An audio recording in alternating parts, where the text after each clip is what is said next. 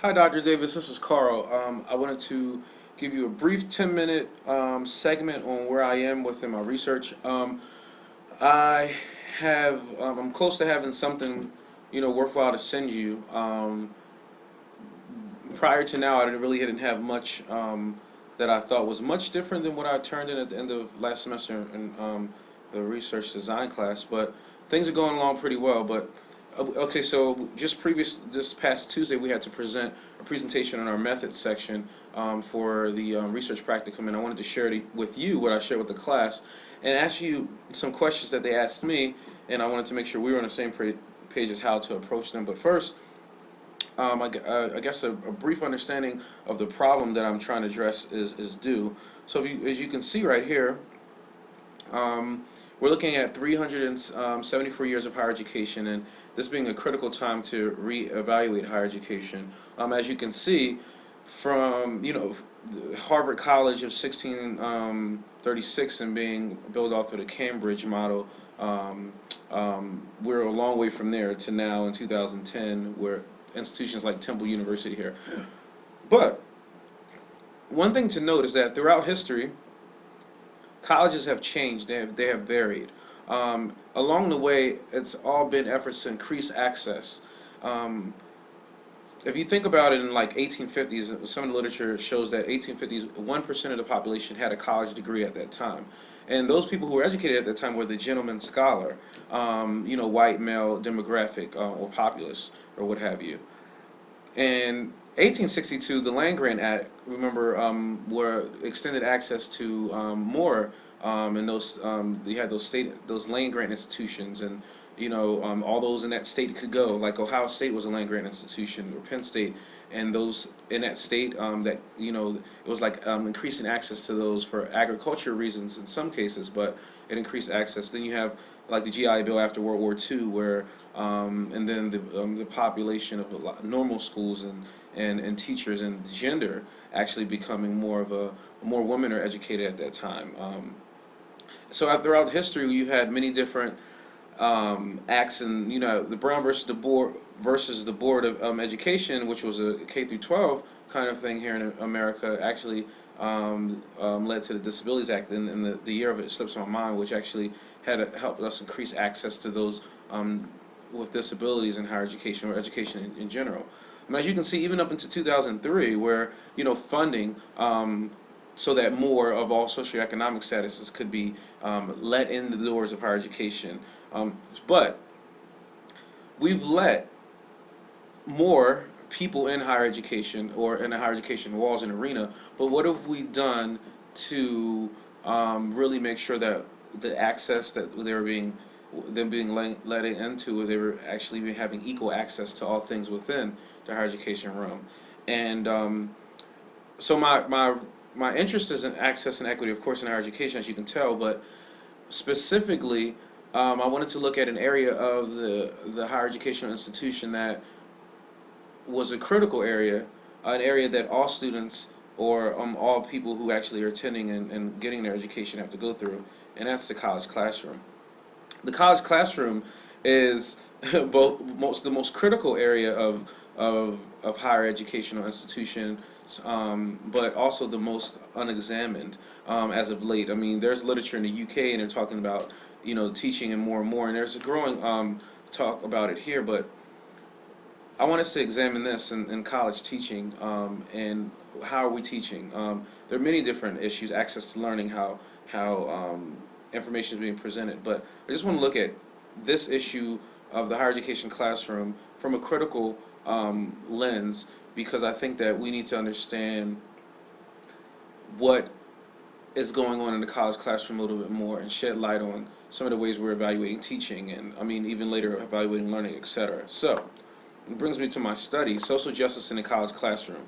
Maybe I could have a question mark after, but I want to look at social justice in the college classroom. And of course, as you know, this is a study of the common good pedagogical practices of exemplary faculty members and how they employ universal design.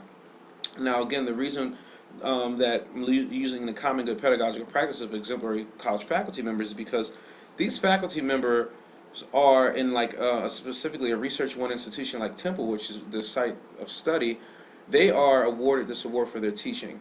Why are they awarded it? Who's awarding it? You know, what does it say about teaching? What does it not say about teaching?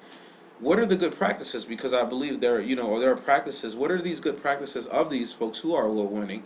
And then, most of all, or most importantly, how do these coincide with universal design, which is a framework that actually highlights, or not highlights, but informs how we can create environments that are more are barrier free, more of a proactive way to being inclusionary rather than a reactive way, which is what we have. Because as we both know, higher education institutions were not necessarily created for everyone. So everything since then has been like a band-aid,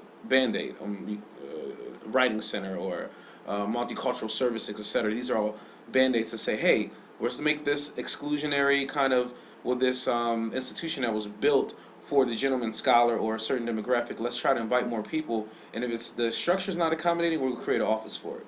So I want to look at the teaching strategies most for right now at this point in my career, because I think that teaching is really important because of it being that critical point of higher education, everyone being in the classroom. So, purpose of the study: investigate the common good teaching practices. These strategies we look at through the lens of universal design to unearth what methods they employ to foster inclusive classroom environments. Students taught by the faculty will be studied and also examined to provide a deeper understanding of teaching practices. To meet the aforementioned purpose or purposes, the research I will conduct exploratory qualitative study. And one thing to note is that I already understand that this is highly contextual when you do qualitative research, but I'm really just seeking to understand, because although I'm coming from a critical frame, my question comes from a critical cap or mind state. I want to be more of an interpretist or interpretivistic kind of standpoint in terms of how I'm evaluating what's going on. So that's just something really important to note. And I also know that it's highly contextual, and it's not necessarily something you can generalize to multiple contexts, but I just want to understand it here at Temple, because this being a Research One institution and being diversity university, etc., I think it's a ripe area for examination for this. So, research questions: what are the common good pedagogical practices of award-winning faculty members at Temple University? How do these elements coincide with universal design instruction? How do marginalized students taught in the classes by these faculty member feel universal design is implemented or was implemented? Now, the third question right here, I'm not sure if we are going to keep that or not, but I was asked some really critical questions in the research design class, practicum, and people were thinking that maybe that's a different study, and I didn't want to focus on the faculty or the students. I thought when we met that it was adding that extra element, get the students' perspective to verify what we were looking at as far as the teaching practices, because it's not so much a study about the students as it is about the teachers, and maybe the implications later could be studies should be done to see how students receive universal design. I really just want to look at how they employ universal design, but I would like to discuss that with you at some point, and I'm definitely open to your feedback as to what we should do with that area. Alright, so a qualitative study, as you see there, Cresswell quoted, unsurpassed for problems where variables are unknown. I don't know these variables, and I want to explore, and I'm examining the culture of college teaching through the lens of universal design here. Data collection: electronic web-based surveys will collect demographics. 5 faculty and 3 colleagues will be interviewed in semi-structured interviews. Faculty will have 2-hour interviews while their colleagues 1 hour. I'm going to try to divide the interviews up into 3 parts for examination purposes later to make it easier to draw themes. Teaching experience will be the first part, good practices the second, and then the third part. Actually, they're kind of backwards with the numbering there, and I apologize about that. So let me actually go through and edit this really quick, because this should say 2 and this should say 3. Okay.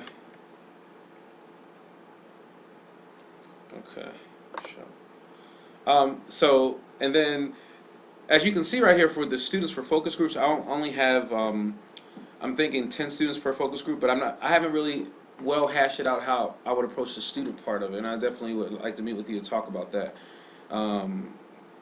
So, methodology, the setting, if I go back to the setting here,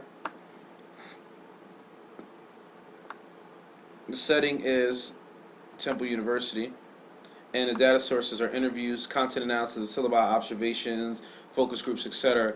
Now, this part should have came before the last one, but the focus groups might be cut out. But I'm definitely what I'm going to add in. And I didn't think to add this in my presentation before. Is I'm going to add in analysis of the recommendation or the applications for the awards, like the GTA applications. So do a content analysis of those as well.